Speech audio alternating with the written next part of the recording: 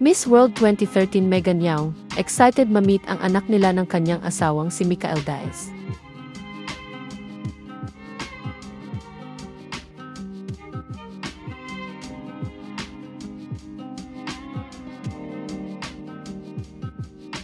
Matatanda ang ibinunyag ng beauty queen at aktres na si Megan Young noong December 6, 2024 na siya'y buntis sa unang anak nila ng kanyang asawang si Michael Diaz. Kasunod nito ay nag-post ng video ang aktor sa kanyang Instagram account kung saan inalala niya ang journey nila ng kanyang asawa na humantong sa araw na nalaman nilang buntis ang aktres sa una nilang anak. Kaya naman ibinahagi ni Megan sa kanyang Instagram account ang pictures nila ng kanyang asawa noong bata pa sila at iniisip niya ang posibleng hitsura ng anak nila. Sabi niya sa caption ng kanyang post, "Sino kaya ang magiging kamukha ni Baby Diaz?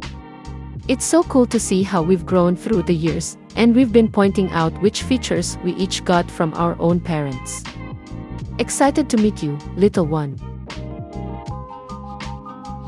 Ibinahagi naman ng aktor sa kanyang Instagram account ang video ng kanilang gender reveal para sa unang anak nila.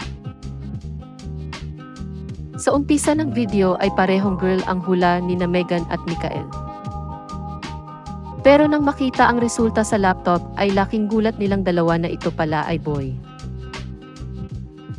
Kaya naman napahiyaw ng malakas si Megan at sumunod ay si Michael na napataas pa ang dalawang kamay nito. Mapapanood din sa naturang video na nagkaroon sila ng intimate gender reveal party kasama ang kanilang mga mahal sa buhay at doon pinutok ng aktres ang balon na mailamang blue confetti na ang ibig sabihin ay lalaki ang magiging anak nila. Sabi ng aktor sa caption ng kanyang post, "We set up the studio for our fun get-together and asked everyone to come in either pink or blue to see kung ano ang hula nila. Good times."